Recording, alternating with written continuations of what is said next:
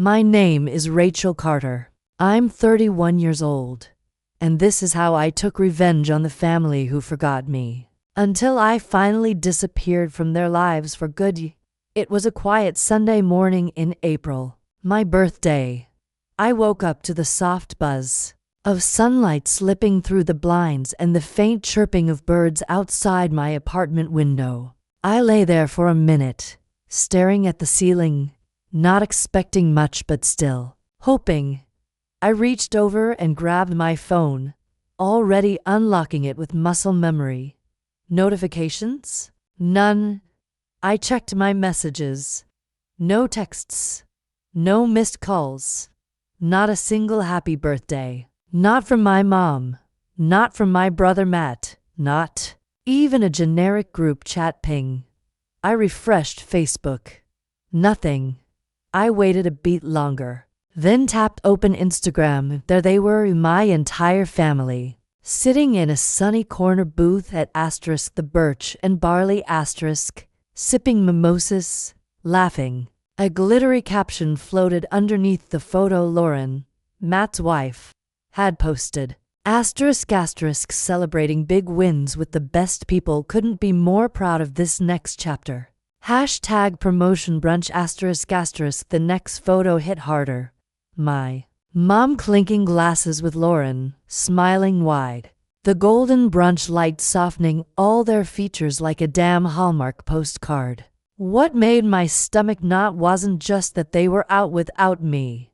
It was where they were. The Birch and Barley was my favorite place. I'd suggested it 3 weeks ago when I floated the idea of a birthday brunch, even offered to make the reservation. My text had been left unread. Now I knew why. They'd taken the idea, my idea, and used it for someone else's celebration. I laughed. A quiet, bitter thing. Not even a surprised laugh. More like a dry echo of all the years before. They hadn't remembered my birthday in 5 years. Not once. And every year I played it off. Acted like I didn't care. Sent a polite hope you're doing well message around Christmas.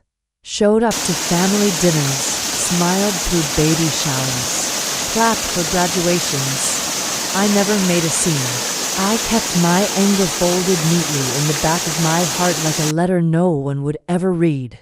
But this year I was done pretending. I shut my laptop slowly, my fingers trembling with an odd mix of hurt and clarity. Then I turned to the desk in the corner of my living room.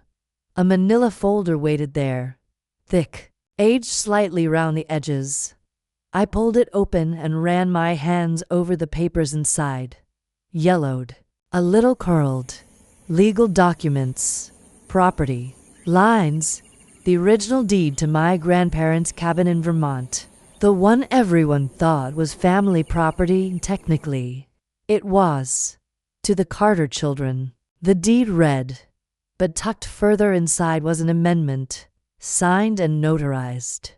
My grandfather had added a clause. Something small. Something everyone overlooked. Rachel Carter, named separately. A legal footnote my mother had always brushed off. That's just paperwork, she once said. We all share it. But I remembered. And unlike them, I kept copies. Real ones. With legal weight. I stared at the deed, at my name, etched plainly in ink.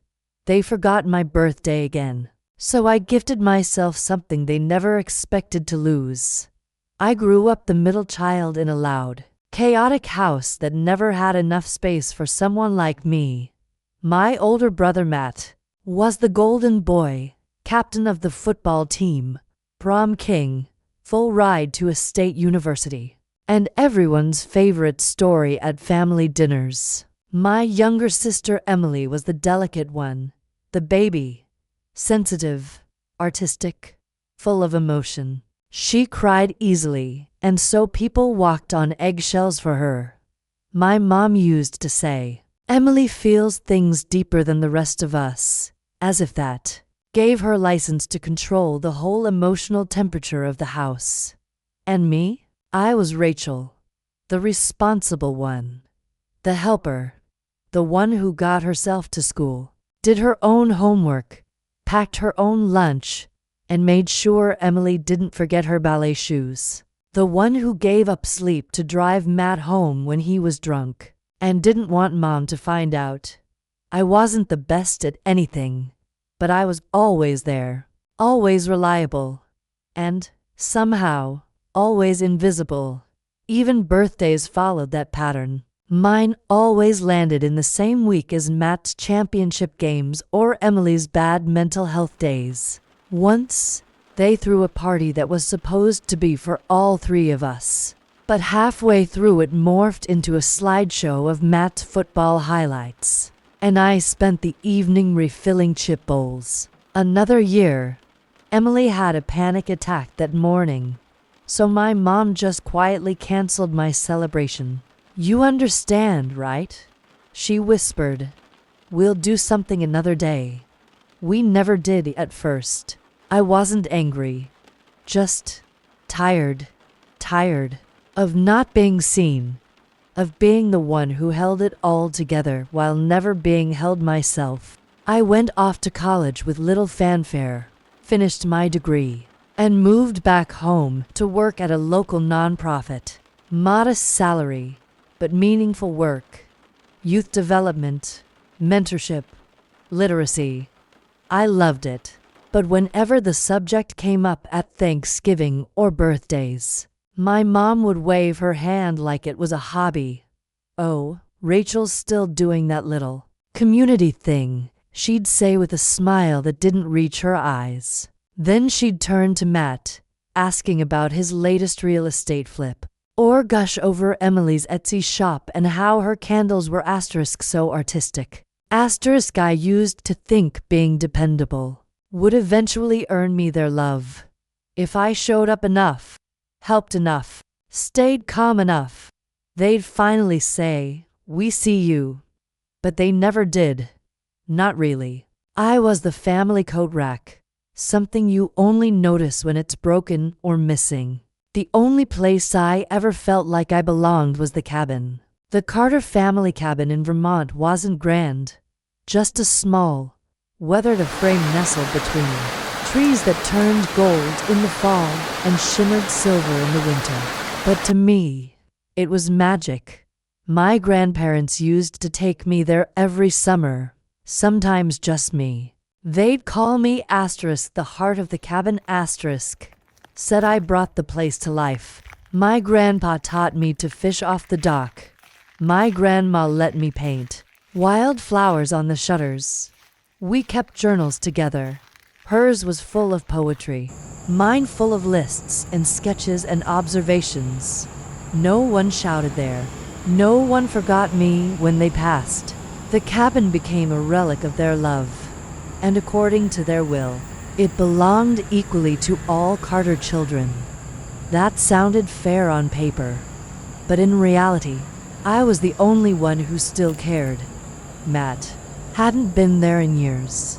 Emily claimed she was allergic to rustic places. My mom only brought it up when she wanted to brag about family assets to her bridge club. I visited every season. I repainted the shutters when the color faded. I fixed the leaky pipe under the sink. I replaced the worn curtains with ones Grandma would have picked. I even added solar lights along the path. Quietly, without fanfare, I became the cabin's caretaker. I did it out of love, not duty, not performance, just love. Then, a few years ago, I went looking for the original deed. I'd started hearing whispers that Matt was considering turning the place into an airbnb, and Emily had mentioned splitting it to cash out her share. My stomach clenched. I knew they didn't care about it, not like I did. But suddenly they wanted it because I had kept it alive. That's when I found the addendum handwritten by my grandfather, a soft scrawl that still made my chest tighten. It said, in particular, Rachel Carter shall have continued access and stewardship of the cabin, as she has shown the most care. Later, someone had notarized it. Legally, it was a gray area, but to me, it was a love letter. It was proof that someone had seen me, that my presence mattered, that what I gave quietly, always quietly, was real. And just like everything else, the family didn't care about the cabin until I made it matter. Now, they wanted it back, just like they always did. A few months before my birthday, the email landed in my inbox like a slap. Subject line: cabin idea, sent from Matt, with our mom CCD. The message was short, almost flippant. Hey guys. We were thinking we could turn the cabin into an airbnb, make some money off it. It's just sitting there, and it could help cover Emily's grad school costs and maybe even fund a family trip this summer. Let us know. We were thinking. Us. No call. No heads up. Just a group email treating the place like an abandoned investment property. Like it wasn't the last sacred thing in my life. Like it wasn't already mine in every way that counted. My heart thudded in my chest as I reread the message, sitting frozen at my kitchen table. The cabin. My cabin. The one place where I could still breathe. I hadn't even been consulted. I replied carefully, trying not to sound as hurt and furious as I was. Actually, I'd prefer not to rent it out.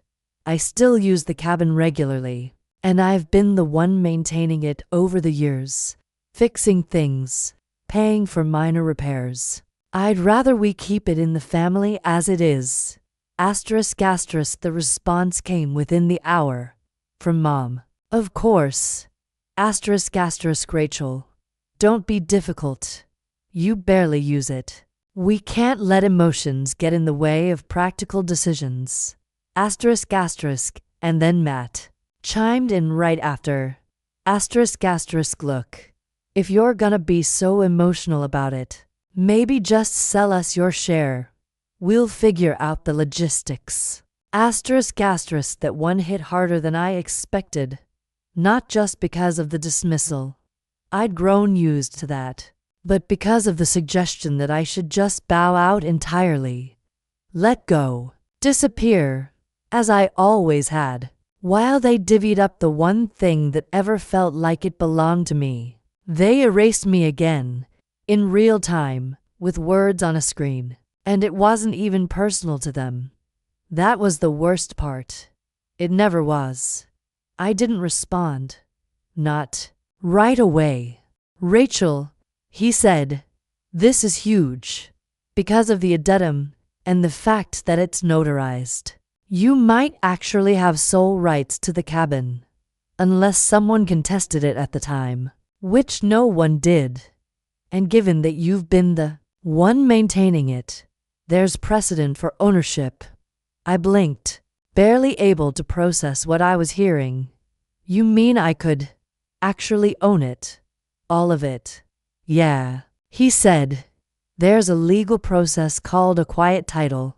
If you file and no one objects within the notice period, the court can grant you full, uncontested ownership. He explained it would take about 90 days from filing to final judgment. I'd need to post a legal notice in the county newspaper, make the filing, and show evidence of sole maintenance. But if no one challenged it, the title would be mine.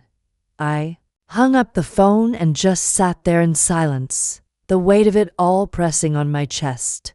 Not from fear, but from a kind of clarity I hadn't felt in years. They never cared enough to check. They never once considered I might have a voice. They thought I'd fold like always, so I filed. I printed the forms, gathered receipts, photos, emails, every piece of proof I'd quietly collected through the years. I posted the legal notice. 90 days. That's all I needed. When the clerk gave me the hearing date, I couldn't help but laugh. April 14th. My birthday. I circled it in red on my calendar. They forgot it every year this year. I was going to remember it for all of us. The next 3 months passed like a slow burning fuse, steady, silent, and quietly electric. On the surface, I played along. I replied to the family group texts with polite enthusiasm, gave the occasional thumbs up to Emily's candle photos, and even messaged Matt once to say, "Let me know when you guys want to go up and prep the cabin. I'll make sure it's ready." He responded with a thumbs up emoji. They had no idea. Every Friday after work, I packed up my car with paint cans, tools, and grocery bags, then drove the 3 hours north to Vermont. While they posted brunch selfies and tagged each other in vacation memes, I was crawling under sinks with a flashlight, patching drywall, and replacing weather stripping on the cabin windows. I wasn't just maintaining it anymore. I was claiming it. By the second weekend, I installed a brand new mailbox at the foot of the gravel path. White, clean, classic.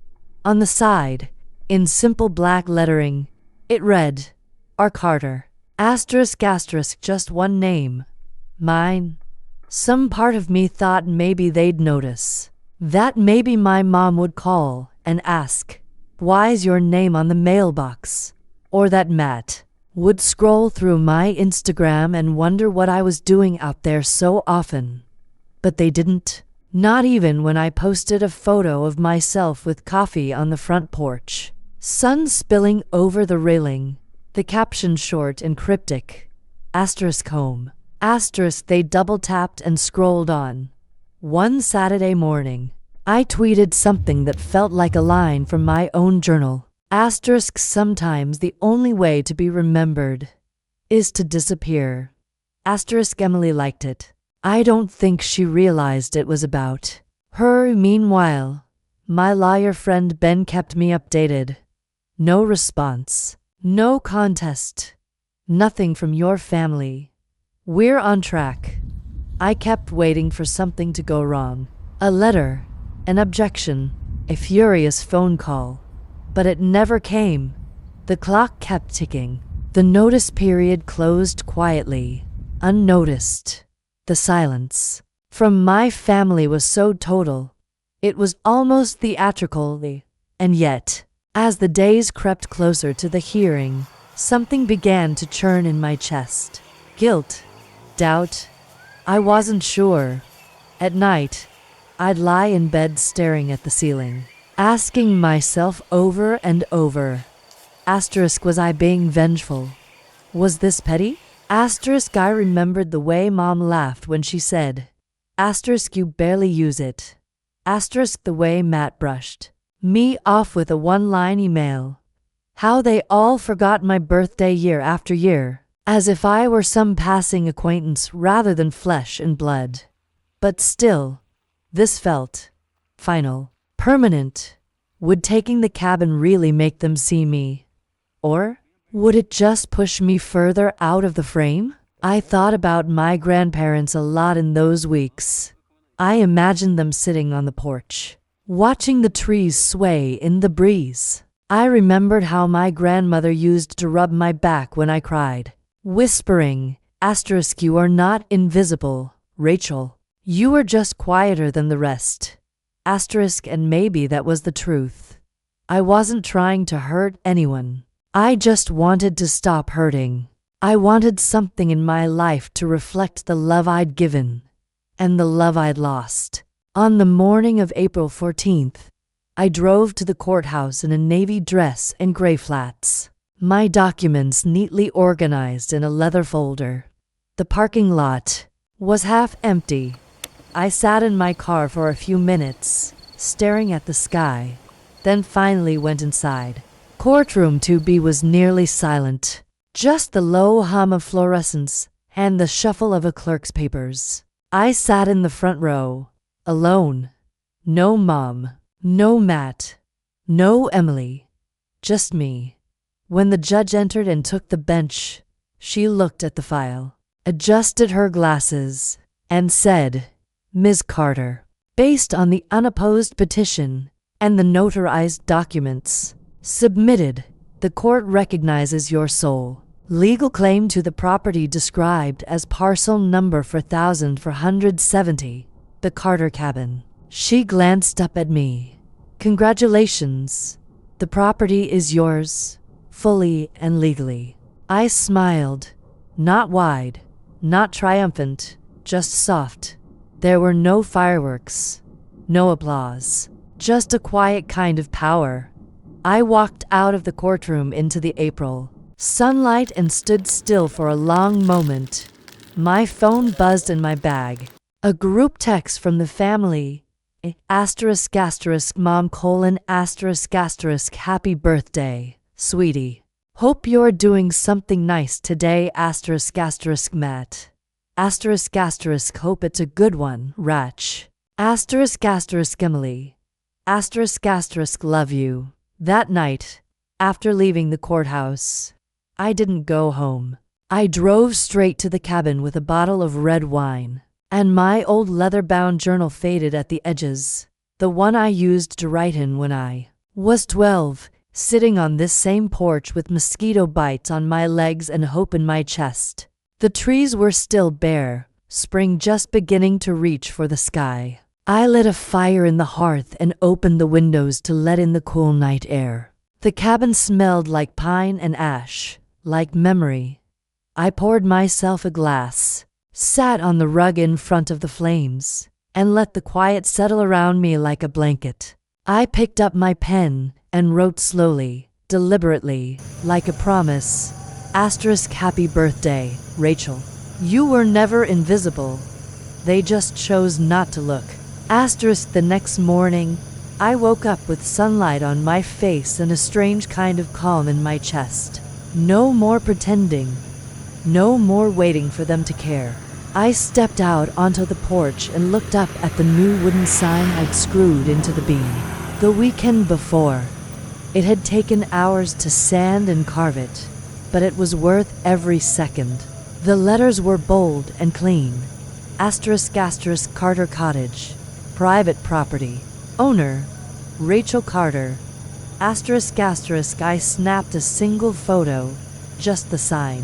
The front of the cabin behind it bathed in morning light, and sent it to the family group chat without a word. The response was instant. First came Matt. What the hell is this? Are you joking? You can't just take it. I stared at the screen for a long moment, then typed with steady hands. I didn't take it. I was given it. You just forgot. Like you always do. Then came the call. My mom's name lit up the screen, and for once, I didn't hesitate. I answered. Her voice was sharp from the first second. Rachel and Carter. What have you done? This is our cabin. Your grandparents left it to all of you. Not just this is betrayal. Do you hear me? I didn't say anything. I just let her go. Years of her voice commanding the room, defining who I was, where I belonged or didn't, boil down to this last fit of outrage. She talked about family, about fairness, about loyalty. Not once did she ask why, not once did she say I'm sorry. When she finally paused for breath, I said, softly but clearly, you forgot my birthday again this year, so I made sure I'd never be forgotten again. There was silence on the other end, stunned, furious silence. And in that moment, I realized I wasn't afraid anymore. I didn't need permission. I didn't need forgiveness. Why hung up? Then I opened my contacts, scrolled through the names that had once meant so much to me, Mom, Matt, Emily, and blocked them all. The peace that followed wasn't loud or dramatic. It didn't roar through me like victory. It settled gently, like the snow used to fall over the lake in winter, quiet and complete. Weeks passed. The silence, at first, felt like an echo chamber loud in its emptiness. No calls, no messages, no attempts to argue or explain. But Rachel didn't reach out either. She let the quiet stand, let the absence speak for itself. Slowly, the heat of their outrage cooled, replaced by nothing at all. And strangely, that nothing felt like peace. She no longer checked her phone for their names, no longer waited for apologies that would never come. Then one afternoon, as spring began to bloom in earnest, she found a small envelope in her mailbox. At the cabin, postmarked from Emily. Inside was a simple card with watercolor flowers on the front and a single handwritten note inside. Asterisk, I'm sorry. I always saw you. I was just too scared to speak up. Asterisk, no excuses. No defenses. Just truth. Instead, I opened the small safe beneath my bed, the one with my passport, a few letters from my grandmother, and the folder. Inside was the deed, the notarized addendum, and everything I'd quietly gathered over the years. I stared at the signature. My grandfather's penmanship was unmistakable. Asterisk, Rachel Carter shall have continued access and stewardship. Asterisk, I wasn't sure if it would hold up.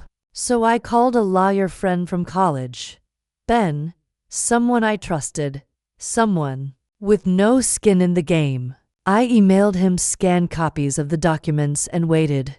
3 days later, he called. Rachel read it twice, then folded it gently and tucked it into her journal. A few days later, they met for coffee in a quiet cafe tucked between two bookstores. Downtown, Emily looked different, smaller, more human. They talked for nearly 2 hours. For once, Rachel wasn't the one apologizing first. She didn't shrink. She didn't bend. She just listened and spoke and allowed the space between them to become something real. It didn't fix everything, but it was a beginning, one that belonged only to them.